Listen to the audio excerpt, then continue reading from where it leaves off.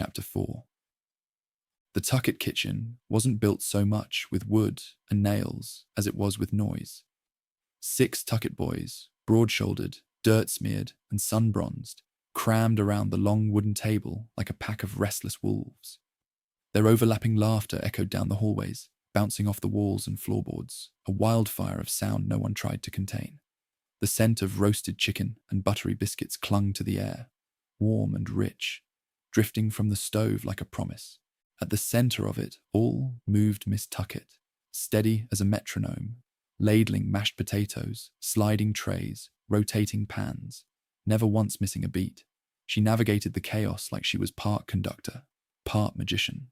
This was her world. She didn't raise boys. She wrangled them with a wooden spoon and a steel resolve, and somehow made it all look effortless. Calvin sat just outside the storm, chair barely scraping the floor as he settled at the edge of the table. It was like sitting at the edge of a campfire, close enough to feel the heat, not close enough to be part of the flame.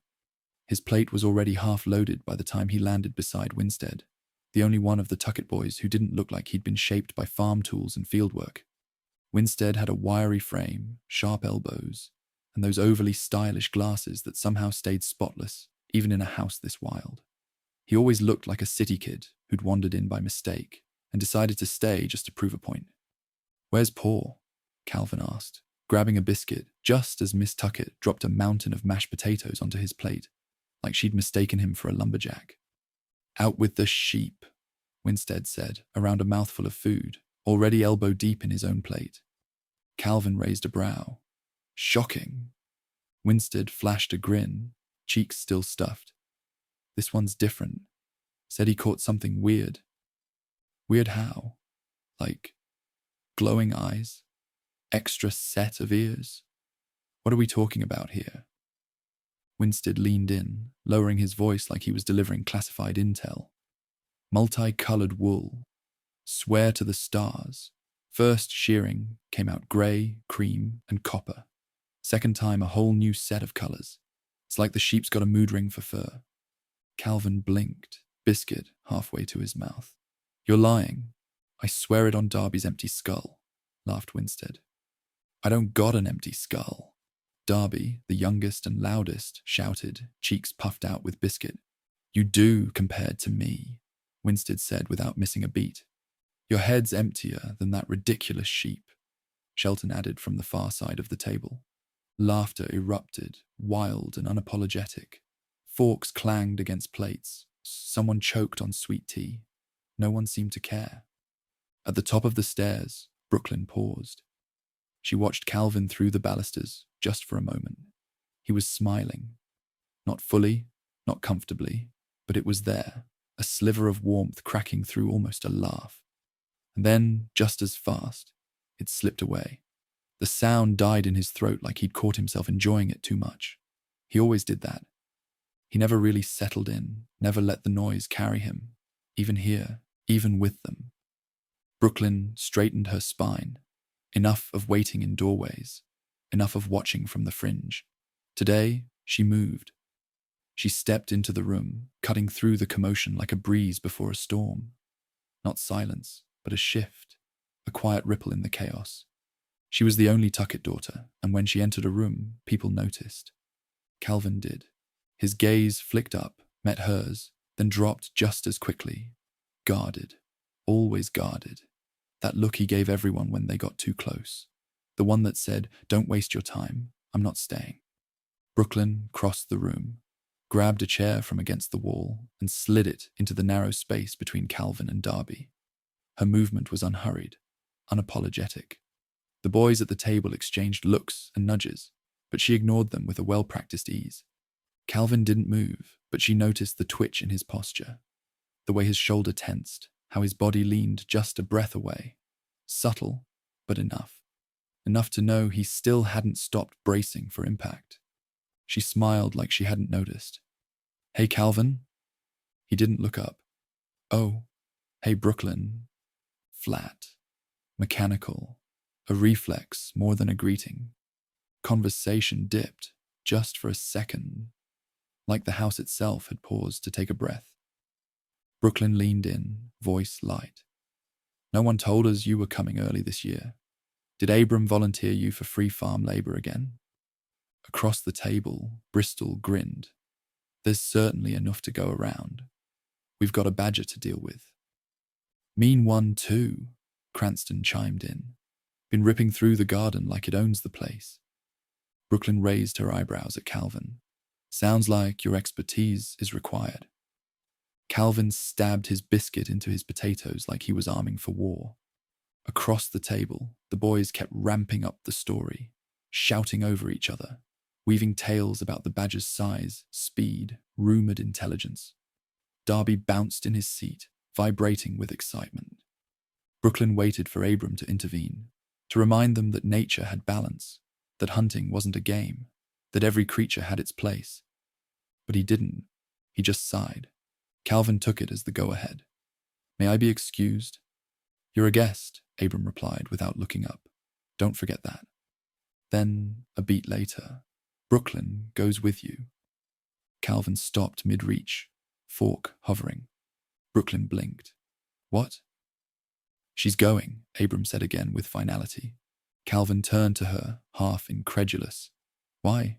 She doesn't like to hunt things. Abram's eyes were flat. Someone's got to keep you from doing something stupid. Calvin let out a groan. Fine. Then, under his breath to Brooklyn, I'll lose you later. She smirked. You can try. Cranston nudged Bristol. Here less than an hour and she's got him pinned already. Calvin scowled, shoved his chair back, grabbed his jacket, and headed for the door, with all the grace of a storm cloud. Outside, the evening was mellow, the sun slipping low enough to stretch the shadows long and gold. The barn stood at the far end of the pasture like a sleeping beast, its silhouette framed against the last of the daylight. Bristol and Cranston tore ahead, shoving and laughing, their energy burning off like sparks from a wheel. Calvin walked slower, controlled, tight, jacket slung across his shoulder like a shield. Winstead trailed behind him, curiosity in every gangly limb. Brooklyn kept close, hands in her pockets, eyes flicking to Calvin with every few steps. From ahead, Bristol shouted, All right, Calvin, you and Winstead hang by the barn. We'll flush it toward you. Calvin squinted. Flush what? The badger, Cranston shouted. We'll drive it right toward you. Calvin stopped short, eyeing the two older boys bounding ahead with suspicion. Wait, hold on. So your plan is, you chase an angry badger straight at us, and we're supposed to do what? Catch it bare-handed? Break its neck? Bristol blinked like the answer was self-evident. Pretty much. Calvin turned to Winstead. We're bait. Winstead gave a half-hearted shrug. Better us than me alone. Brooklyn laughed quietly under her breath, trying and failing to hide her amusement. Sounds like a solid plan, she said, the corners of her mouth twitching into a smirk. Calvin shot her a look. You're enjoying this? A little, she admitted, brushing a loose strand of hair behind her ear. Cranston clapped his hands, already jogging toward the barn. Let's move before Calvin thinks himself out of it. The barn loomed ahead, its wide doors yawning open, the interior steeped in shadow. The structure stood like an old sentinel, half swallowed by the golden dusk, its scent of hay, sweat, and old wood heavy in the air. The closer they got, the more the temperature dropped, the air inside cool and still. Calvin hesitated at the threshold, scanning the corners, mind already ticking. We're going to need something. I'm not catching it with my hands. Brooklyn leaned against a heavy timber, arms folded. So, what is it then? Blanket, sack, trap. Winstead had already disappeared into a dusty stack of feed bags. Or we could just let it go, he offered, voice muffled. No fun in that, Calvin muttered, hopping up onto a crate and tugging a length of rope from a hook nailed into a beam overhead. He tested its tension with a few quick tugs. We make a snare, drop a blanket, corner it. Brooklyn tilted her head. That almost sounds like a plan. I always have plans. Winstead lobbed a wool blanket toward him. It hit Calvin in the chest and slid to the floor. Here, try not to get eaten. Before Calvin could fire back a retort, a different sound broke the moment. A slow, deliberate rhythm of footsteps approaching from outside. Not the hurried scamper of boys. Heavier, intentional. "Hide," Calvin said sharply, voice low and clipped. They scattered with instinct. Winstead ducked eagerly behind the feed bags, practically humming with the thrill of mischief. Brooklyn hesitated just long enough to catch Calvin's eyes. Why hide? He gave a small, almost imperceptible shrug. Because we should. They crouched together, pressed into a wedge of shadow behind stacked hay bales as the steps reached the barn's threshold. Abram and Paul entered, neither speaking at first. They moved cautiously, eyes skimming the fading yard, their postures alert in a way that spoke not of fear, but experience. Old soldiers reading a battlefield. Whatever they were about to discuss, they wanted no audience. They missed the three kids tucked in the shadows. "So it's true," Paul said at last, voice low, nearly lost in the creak of the barn rafters. "You're sending him to the Truesdales?" "It's arranged, not that I had much of a choice." Abram replied, flat as slate. Paul's jaw tightened. "You always were a selfish bastard. Dress it up with words like duty, strategy, legacy. But you're just using people. You never stop to see the ones in the middle of your plans." Abram's expression didn't change, but his brow twitched. "I'm doing what she asked of me. I'm trying to make it right." "She?" Paul scoffed. "You mean Kaylee. You wear her memory like a badge when it suits you, and a chain when it doesn't. But don't pretend this is some noble burden. You're still bending lives to your will." Behind the bales, Brooklyn felt her breath catch. Kaylee, her aunt. A name that rarely surfaced, always wrapped in whispered stories, and the kind of silence that meant pain. She mouthed it without sound, heart racing. Abram's voice dropped to a hush. "She asked me to look after him, to keep him safe." The pause that followed was long and heavy. Then his tone shifted, the sharp edge returning. "The Patrioti don't ask forever. Sooner or later they take. This way, I make the choice, before they do." Paul's voice cracked with fury. "You don't get to dress that up as mercy. You're not shielding him, you're trading him." Abram stood rigid. He's impulsive, reckless. Maybe that has its uses. "There it is." Paul's words lashed out. "You don't see people. Just means to an end." "They're going to ask questions, Abram. They already are. Why a man like you would pluck a child out of the city and raise him off-grid. Why you'd shelter him, train him. You think you're hiding him, but they're watching. They just need one excuse." Brooklyn turned toward Calvin. His chest rose and fell in shallow breaths. His eyes locked forward, not blinking, not moving. It was like watching someone held together by a thread stretched too tight. She shifted closer, shoulder pressing gently to his. He didn't react, didn't retreat, but he didn't pull away either. Then Abram's voice cut through again, colder, sharper. "There's nothing to find. Just another dredge boy, infesting the city." Brooklyn recoiled. Calvin flinched so hard his whole body tensed. "That's cruel," Paul spat. "Even for you." Abram's reply was quieter, somehow worse. "Without her, Calvin is nothing." The words dropped like a blade. Behind the hay, the silence grew thick, suffocating. No one moved. No one dared. Brooklyn stared at Calvin, and what she saw scared her more than the words. His expression didn't change, his breath didn't hitch, but something behind his eyes had cracked. She wanted to speak, to scream, to pull him out of it.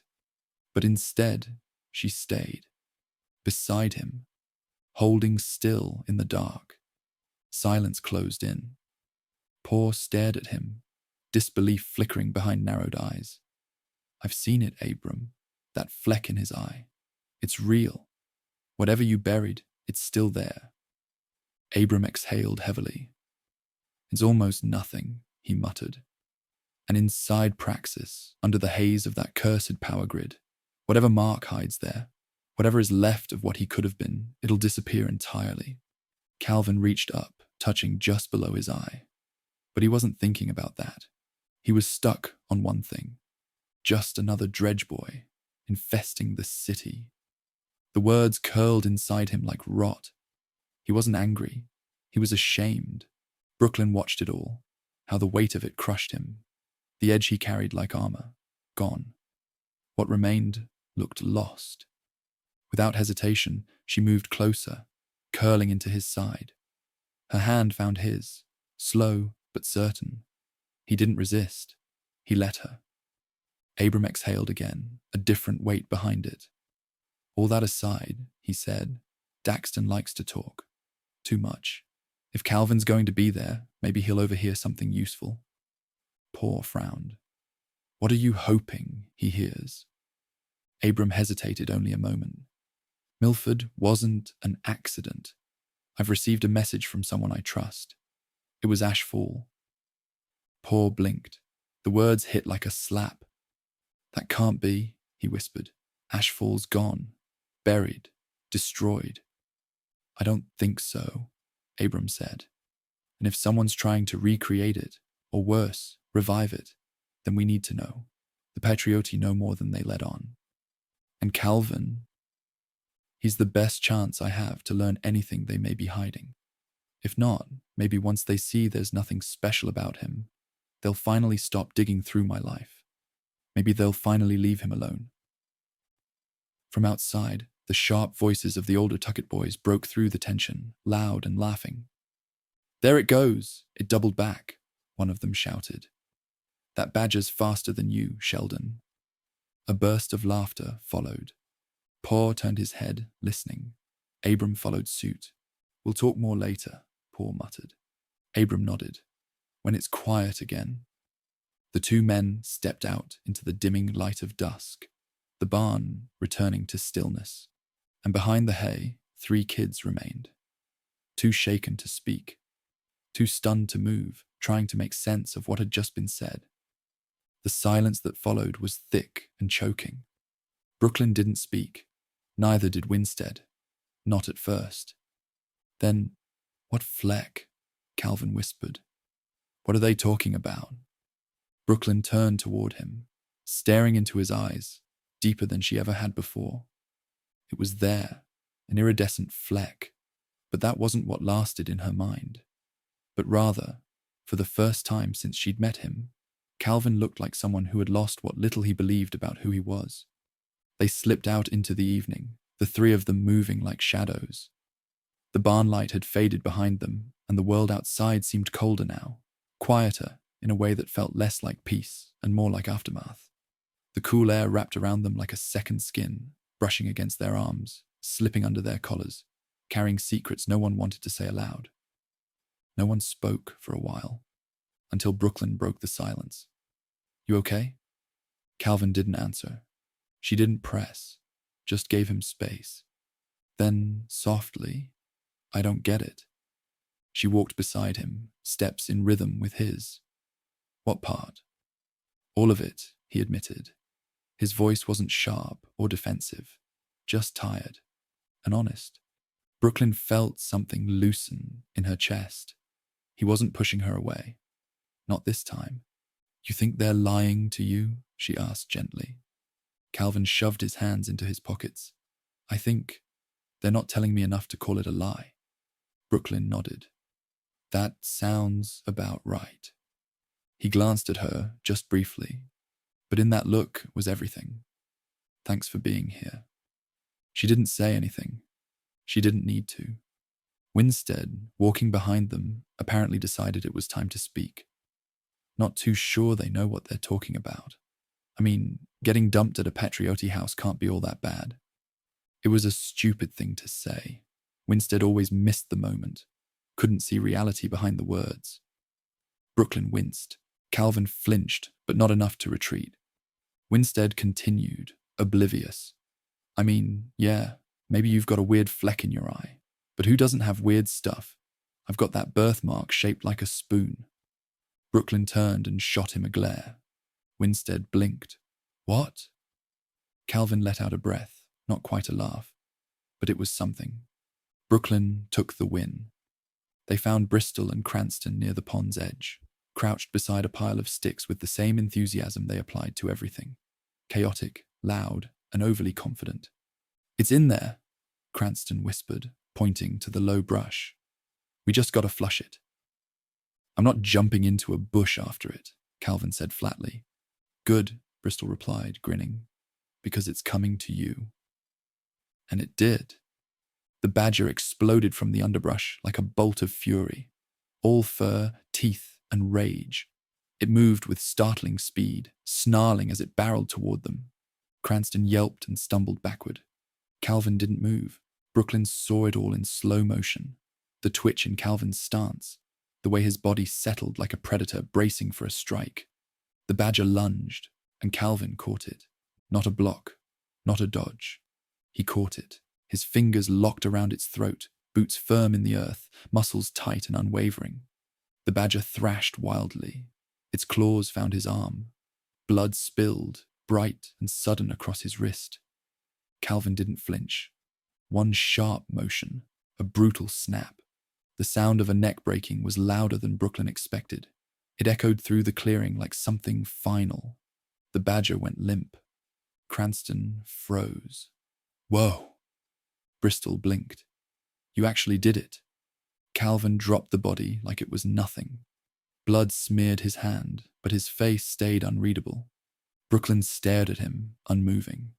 She wasn't afraid, but she was suddenly aware, acutely, uncomfortably aware, of something feral that lived beneath his skin. Abram's words echoed in her head. They rattled him even harder than she had guessed. Calvin wasn't guarding himself anymore. He had forgotten to be civilized. The clearing went still. The boys gathered, less loud now, less sure. The air felt different. Not dangerous, just uncertain. Brooklyn's eyes didn't leave Calvin. He stood over the animal, hand dripping, posture still. Not triumphant, not shaken, just hollow. It wasn't pride. It wasn't regret. It was absence. "You okay?" she asked, keeping her voice low, gentle, like she was afraid a louder tone might break something inside him. Calvin turned toward her. His expression didn't harden, but it didn't soften either. "Yeah," he said. He wasn't. She could see it in his eyes, in the way he wiped his bloody hand on his jeans and walked away without a word. Winstead cracked a joke. Cranston poked at the badger's foot like it might still twitch. The moment began to evaporate for them, their attention scattering like dust. But Brooklyn didn't care to spend a moment longer in that spot. Instead, she followed Calvin. Her boots were nearly silent on the grass. She caught up to Calvin near the porch, where the golden light of dusk painted the farmhouse in warm tones. Fireflies hovered in the air, blinking like forgotten signals. The house glowed behind them, steady and welcoming. But Calvin didn't go inside. He leaned against one of the thick porch beams, staring out across the fields. His chest rose and fell slowly, like he was trying to calm something inside him, like he was trying to breathe out something he couldn't name.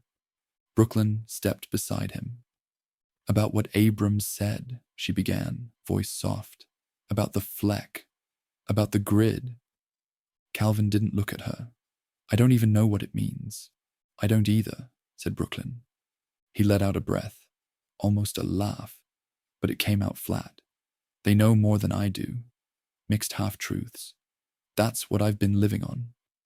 Brooklyn tilted her head, catching the last of the light on his face.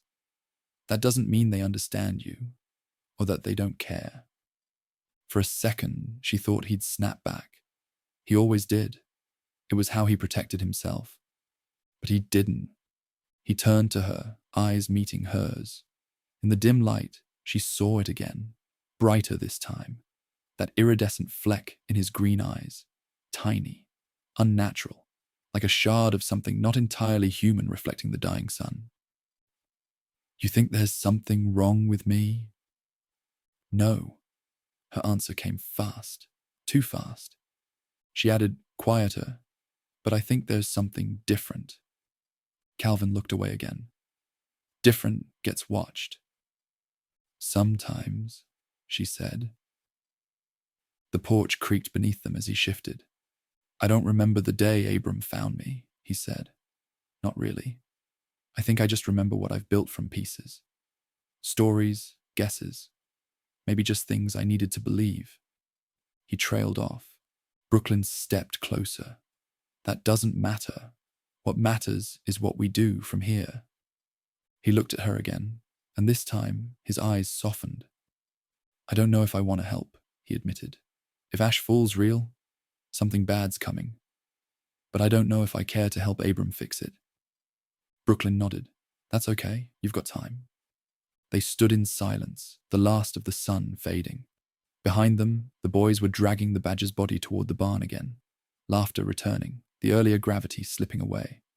But not for Calvin. Not for her. The stars came out slowly, one by one, scattering across the sky like the flecks in Calvin's eyes.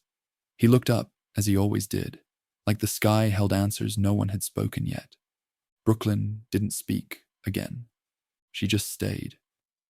And in that silence, something between them settled, uncertain, unspoken, but undeniably real.